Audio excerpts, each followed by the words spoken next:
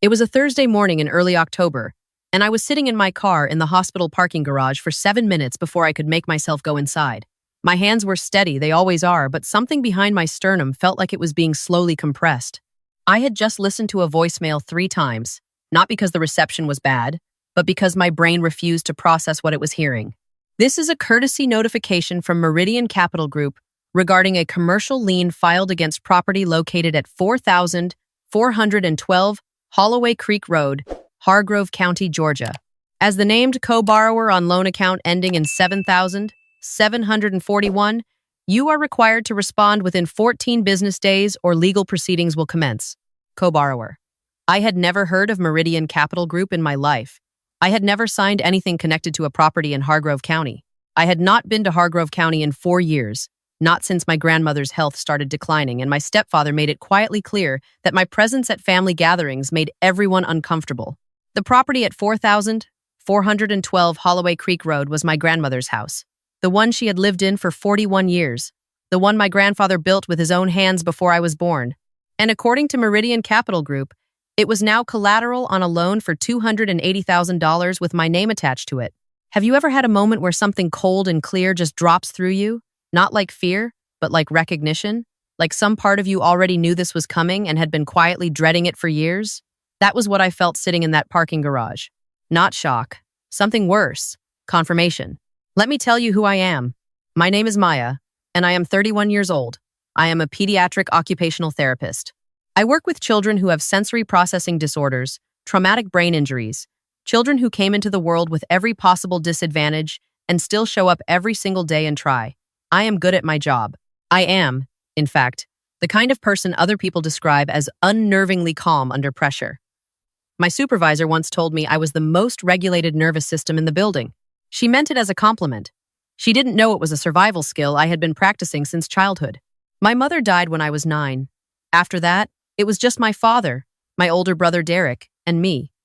When I was 12, my father remarried a woman named Connie. Connie brought her teenage son, Tyler, into the house, and she brought something else too. A talent for reordering the emotional hierarchy of a family so quietly and so completely that by the time you noticed, you were already at the bottom of it. I don't say that bitterly. I say it clinically, the way I would describe a pattern I had observed and documented over 19 years. My father loved me. I believe that. But he loved Connie more, and loving Connie meant deferring to her.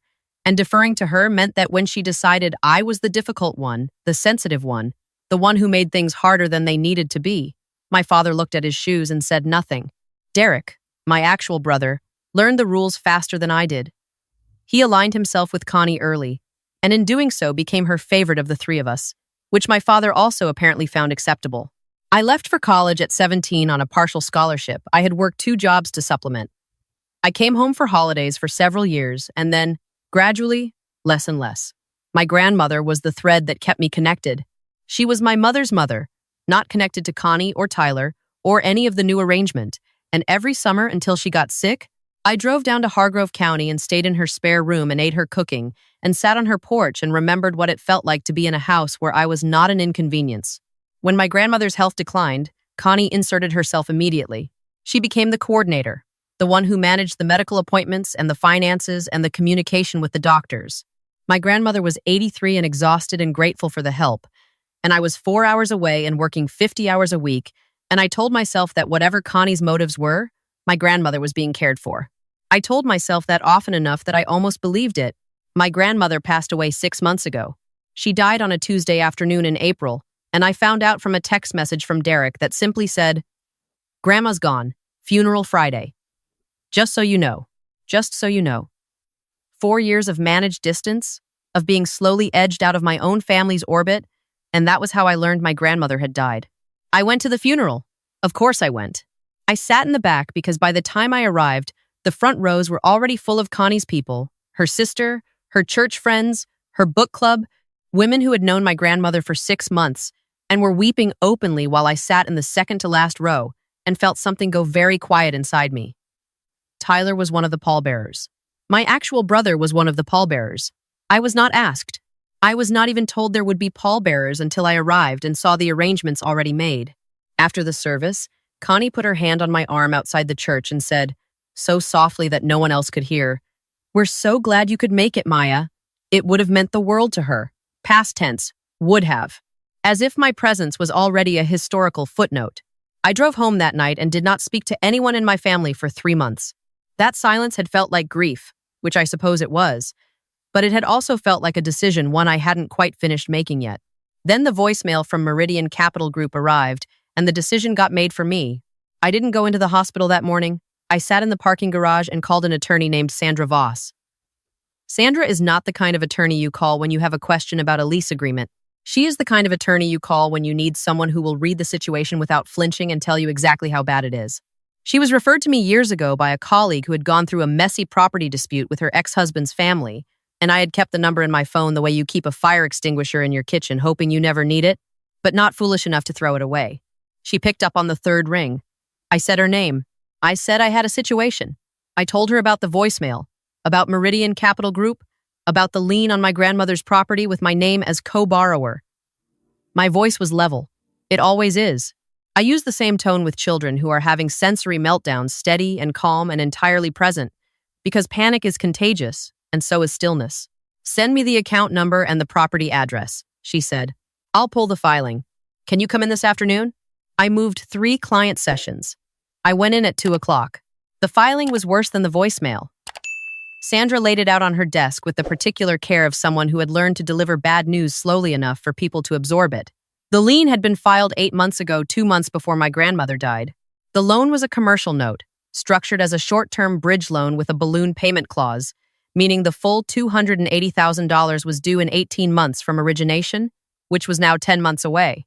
My name appeared as co-borrower with a signature that was, as Sandra put it in her careful way, inconsistent with your other documented signatures in ways that would be apparent to any handwriting analyst. The primary borrower on the loan was a business entity called HCR Family Holdings, LLC. HCR stood for Holloway Creek Road. The registered agent for HCR Family Holdings was Tyler, my stepbrother. I looked at that name on the document for a long time, long enough that Sandra asked if I needed a minute. I told her I was fine.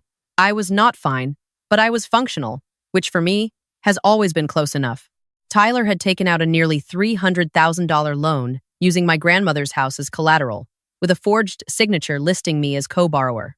While my grandmother was alive and declining and grateful for the help Connie was providing, while I was 4 hours away and being gently, consistently, professionally frozen out, and then my grandmother died, and the house became an asset in her estate, and my name was attached to a debt that could follow me, my credit, my ability to rent or own property, potentially my professional licensing for years.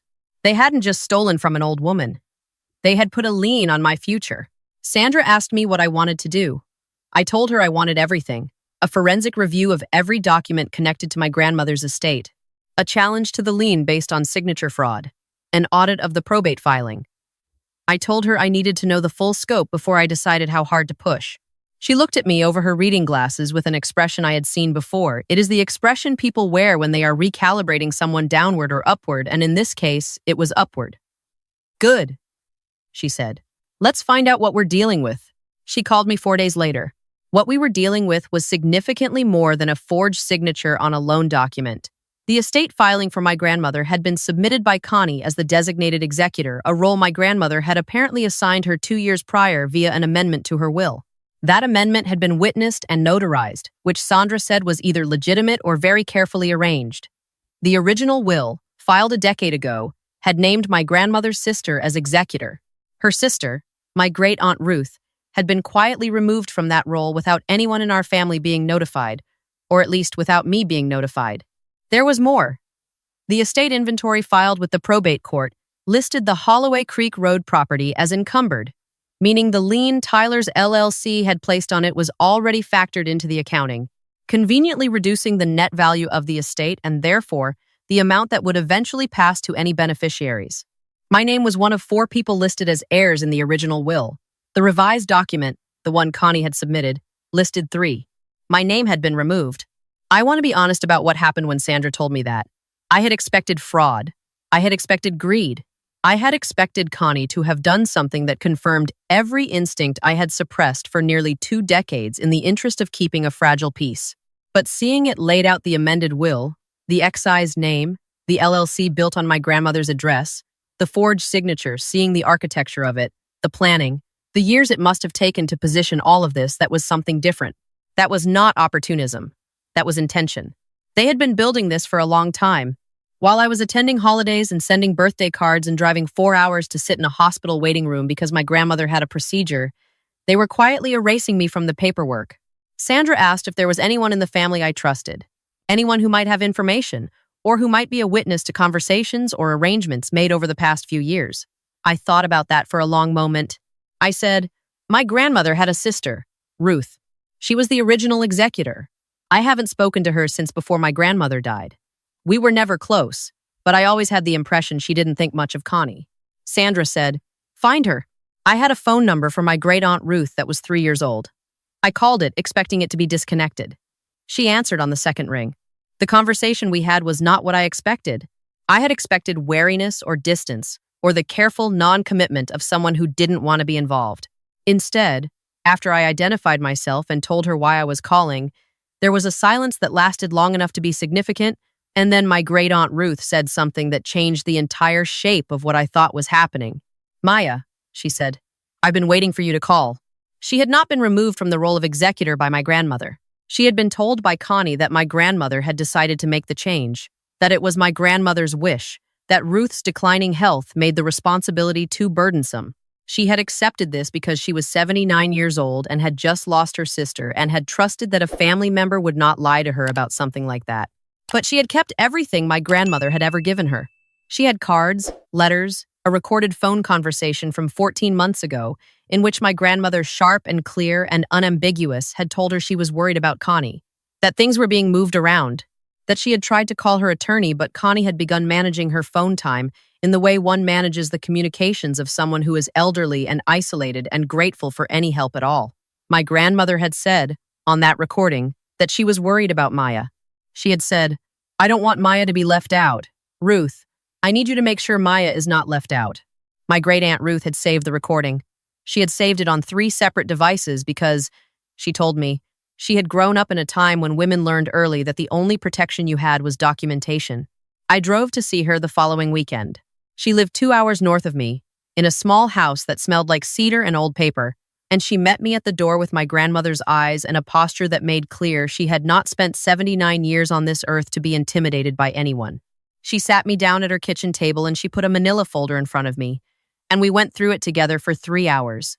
The folder contained the recordings. It contained copies of letters my grandmother had written to her attorney, letters that had apparently never been sent, which Ruth believed meant they had been intercepted or never given the opportunity to be sent. It contained a copy of the original will, which Ruth had kept since the day it was filed, and which showed not only that I was among the named heirs, but that the property at Holloway Creek Road had a specific designation. It was to be maintained as a family asset, not sold, not encumbered, not transferred to any commercial entity, for a period of no less than 20 years following my grandmother's death. That clause, 4 lines buried in the middle of a 14-page document, meant that Tyler's LLC had not just committed loan fraud. It had directly violated the terms of a testamentary restriction. In plain language, the lien was not just forged. It was legally impossible under the original will. Connie and Tyler had needed the amended will. They had needed my name removed and Ruth removed, and the encumbrance clause quietly disappeared. They had needed to build their LLC and file their loan before anyone who might object had the standing or the information to do so. They had needed 2 years of careful, patient, invisible work. And they had done it while we were all grieving. I called Sandra from my great-aunt's driveway. I told her about the recording and the letters, and the original will, and the testamentary restriction clause. There was a pause on her end that was not uncertainty, but the particular stillness of someone who has just seen all the pieces fall into place. Maya, she said, this is not a civil matter anymore. What you're describing is elder financial exploitation, probate fraud, and a forged instrument on a secured loan. This is criminal exposure. She said it calmly, the way I say things to parents of children with complex needs when I need them to understand the full picture before we make a plan. I said, good, let's use all of it. The emergency motion to contest the probate filing was submitted within the week. Sandra moved to invalidate the amended will on the grounds of undue influence and document suppression, supported by my grandmother's recorded statements and the letters. She filed a separate challenge to the Meridian Capital lien based on handwriting fraud and the testamentary restriction violation. She filed a complaint with the State Attorney General's Elder Exploitation Unit because she said the documentation warranted it and because, she told me, cases like this one needed to be on record. For 10 days after the filings, nothing. No calls from Derek, no calls from Connie. The silence had the quality of people consulting lawyers and not liking what they were hearing. Then my stepmother called. I almost didn't answer. I almost let it go to voicemail and let Sandra's office handle all contact from that point forward, which is what Sandra had advised. But I answered. I think I needed to hear it. Connie's voice on the phone was not the voice she used at the funeral. It was not the soft, managed voice of a woman performing grief and graciousness for an audience. It was smaller and tighter and slightly frantic around the edges in a way I had never heard before. She said she needed to talk to me. She said there had been a misunderstanding. She said Tyler had been trying to help, that the loan was meant to protect the property, that I needed to understand how much work she had done over the past 3 years and how exhausting it had been and how no one appreciated it. She did not say she was sorry. She did not say my name had been removed from the will by accident. She did not explain the forged signature. What she said toward the end, after several minutes of escalating justification, was, "You have no idea what that woman needed from us, Maya. You weren't there. You were living your life 4 hours away, and we were there every single day, and we deserve something for that. We deserve to be taken care of too." There it was, not hidden anymore, not managed, the raw, ugly center of it. I said, "I understand you feel that way." She said, "So you'll drop it? You'll tell your lawyer to stop?" I said, "No." She said my name in a way that was meant to be a warning. I have heard that particular tone my entire life, the voice that says, I am about to cross a line, that I am about to make things very difficult, that I am being unreasonable and ungrateful, and that I should already know better. It used to work on me. It worked on me for a very long time. I said, "Connie, you filed a forged document with my signature. You removed me from my grandmother's will. You violated a testamentary restriction that my grandmother specifically put in place. I am not dropping anything. I want you to speak to your attorney." I hung up. I sat there in my apartment for a minute and let the quiet settle around me. And then I went to sleep because I had 3 early clients the next morning. And there are small people who need me to show up sharp and steady, and I have never once in my professional life let my family's chaos follow me into that room. The probate hearing was not a long proceeding. Sandra had requested an expedited review given the criminal referral to the Attorney General's office, and the judge granted it. Connie arrived with an attorney who had the particular energy of someone who had reviewed the file on the drive over and was quietly reassessing his position. Tyler did not appear. His attorney submitted a written statement that described the LLC and the loan as a financial planning vehicle established with the intent to benefit the estate, a phrase so transparently constructed that I watched the judge read it and set it down with an expression I will not quickly forget. Sandra was methodical. She presented the original will and its encumbrance clause. She presented the timeline showing that the amended will was executed 14 months before my grandmother's death, during a period when Connie had full management of her daily schedule and communications.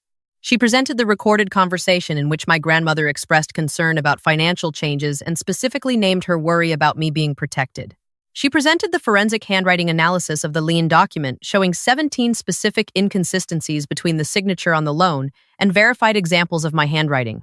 She presented Ruth's affidavit, which was 12 pages, and included a verbatim transcript of the recording and a detailed account of being told falsely that my grandmother had chosen to remove her as executor.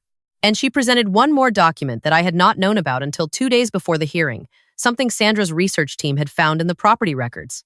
3 years prior, Tyler had quietly attempted to list the Holloway Creek Road property with a commercial real estate broker, without my grandmother's knowledge. The listing had been withdrawn, possibly because someone at the brokerage had flagged the title situation, but the record of the attempted listing existed. It showed that the plan to monetize my grandmother's property had not been a recent improvisation. It had been in motion for years. The judge ruled. The amended will was set aside as invalid on grounds of undue influence. The estate would be administered under the original will. My name was restored as a named heir. My great-aunt Ruth was reinstated as executor. The lien filed by HCR Family Holdings was declared void and was to be removed from the property title immediately, the forgery having been established to the court's satisfaction. The matter of potential criminal liability for elder financial exploitation was was noted as referred to the appropriate authority and outside the scope of the current proceeding.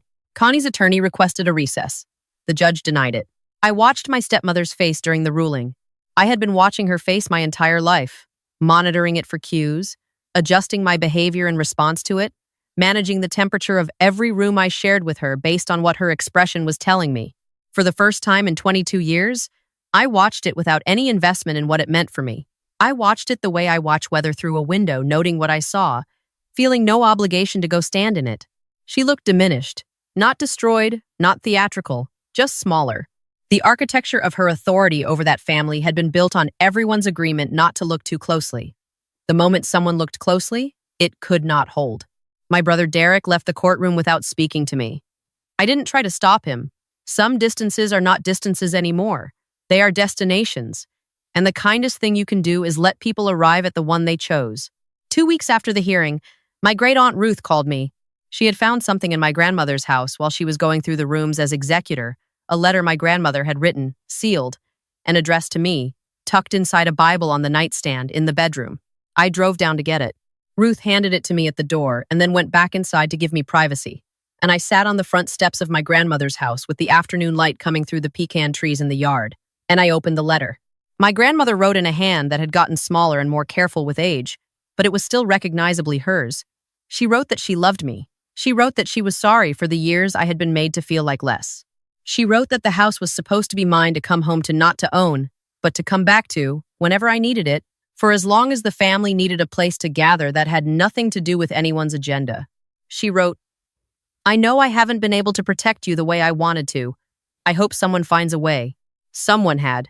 I folded the letter and put it in my jacket pocket and sat on those steps for a long time. The yard was overgrown in the way that places get when the person who tended them is gone. The garden beds my grandmother kept along the fence line were full of weeds, but the rose bushes were still there, leggy and untrimmed but alive, putting out a few late-season blooms because that is what rose bushes do. They do not ask permission. They do not wait for ideal conditions. They just keep growing in whatever direction the light is. I thought about all the years I had spent trying to earn a place in that family, the holidays I showed up to even when I wasn't wanted, the careful, measured way I managed my own reactions so I would not be the difficult one, the 1,000 small adjustments I had made to my own personality over 2 decades so that I would take up less space, make less noise, require less, cost less. I had been so certain that if I just kept doing that, kept being reasonable, kept being low maintenance, kept being useful, eventually the math would work out and they would see me. They had seen me. They had seen exactly what I was. And they had made a very deliberate calculation about what that was worth to them. That calculation was not a reflection of my worth. It never was. It was a reflection of theirs. People talk about family like it is a fixed thing, like it is geography, something you were born into and cannot leave any more than you can leave the state you grew up in. But that is not what family is. Family is a choice that gets renewed every day in how you treat the people you claim to love, in whether you show up for them or whether you show up for what they can give you. My grandmother chose me every summer for 20-some years, driving 4 hours to sit on her porch and drink sweet tea and listen to her stories. That was family. A forged signature on a lien document was something else entirely. Calling it family was an insult to the word. Some people will tell you that walking away from blood is the hardest thing you will ever do. I want to tell you something different. The hard part is not the walking away. The hard part is the years before, when you kept walking back. When you kept telling yourself that this time would be different, that if you tried harder or wanted less or made yourself smaller, the people who were supposed to love you would finally see you clearly and choose you anyway. The hard part is recognizing that what you were calling hope was actually just a habit, and that breaking a habit is not betrayal, no matter how much someone else wants you to believe it is. I go back to my grandmother's house sometimes now. Ruth is there most weekends, slowly restoring the garden beds, and the rose bushes are looking better with some attention. I help when I can. We have dinner at the kitchen table and talk about my grandmother and about my mother, who Ruth knew when she was young, and I am learning things about both of them that no one in Connie's version of our family ever thought to tell me. The criminal investigation into the elder exploitation complaint is ongoing. I have been told by Sandra that it is proceeding, and I have made the decision to let the legal process do what it does and not build my peace around the outcome. My peace is not contingent on what happens to Connie or Tyler. My peace is contingent on me, on the choices I make about where I spend my time and with whom and why. That is the only place I have ever actually had any control. Last month, I sat with a 7-year-old boy in my therapy room. He has a sensory processing disorder that makes the world feel louder and brighter and more overwhelming than it does for most people. He was having a hard session and he was frustrated, and he looked at me with tears running down his face and said, "It's always going to be too much, isn't it?" I said, "It feels that way right now. It won't always." He said, "How do you know?" I said, "Because you keep showing up. Every week you walk in here and you try again. And that's not nothing. That's everything, actually." He thought about that for a moment. Then he wiped his face with his sleeve and he picked up the thing we had been working on and he tried again. I have been thinking about that a lot lately. About what it means to show up in a place that has not always been kind to you and try again anyway. Not for the people who made it hard, but for yourself, because you deserve to have somewhere you can go. Because the capacity you've developed for surviving hard things is not a sentence, it is a skill.